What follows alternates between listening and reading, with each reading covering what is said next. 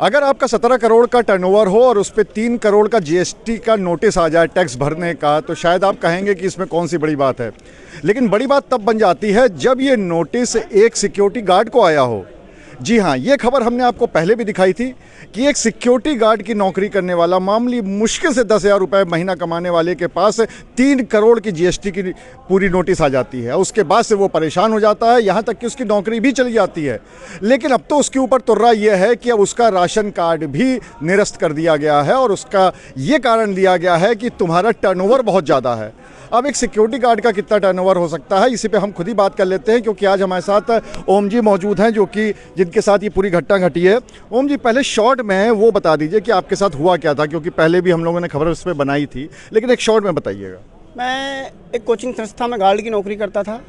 21 अगस्त को मेरे पास दिल्ली CGST से नोटिस आता है, जिस पे 17 करोड़ का कपड़े का कारोबार दिखाया जाता है और 3 करोड़ की बकाया राशि दिखाई जाती है, जो मुझे भरने के लिए CGST ने नोटिस भेजा था।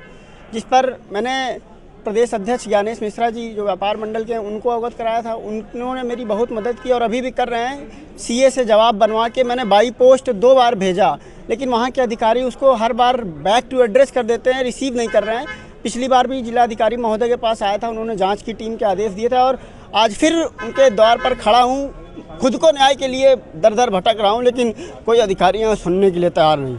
शायद दिल्ली के अधिकारी अनपढ़ हैं या चश्मा नहीं है उनके पास। दिन में भी उनको रतौंदी हो गई है कि एक बार सोचा नहीं कि ये वही व्यक्ति जिसके पैन कार्ड पे हम GST रजिस्टर्ड कर रहे हैं। एक बार चेहरा तो देखते कि जो व्यक्ति आपके सामने खड़ा था वही है या पैन कार्ड पे अलग व्यक्ति है, और बिना सोचे समझे रजिस्ट्रेशन कर दिया और खुद वहाँ AC के कमरों में बैठ के मज़े मार रहे हैं। और मैं यहाँ दर दर भटक रहा हूँ कि ये टैक्स कब ख़त्म होगा, ये मेरे सर पर लगाया हुआ इल्ज़ाम कब मिटेगा।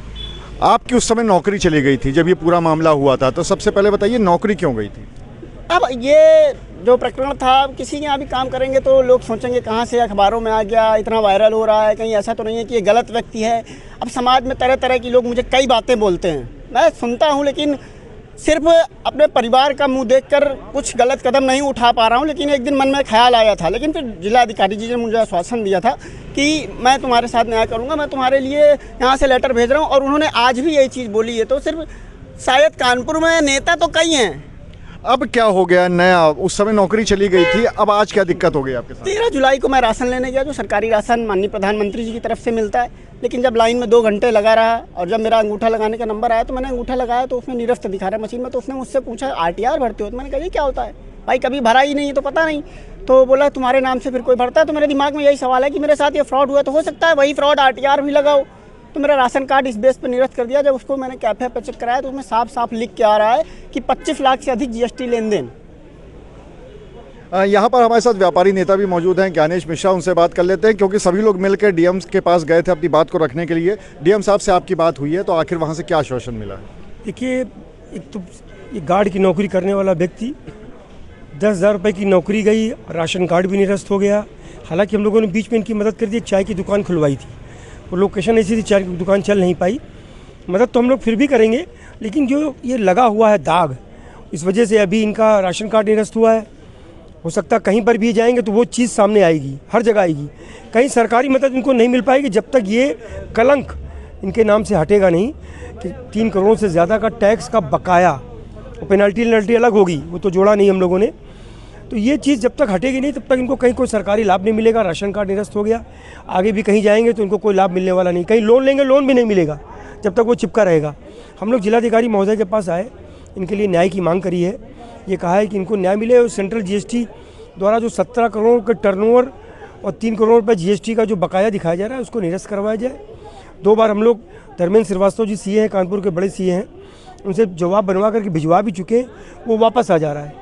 जब तक ये ख़त्म नहीं होगा तब तक इनके साथ आगे भविष्य इनका ठीक नहीं है।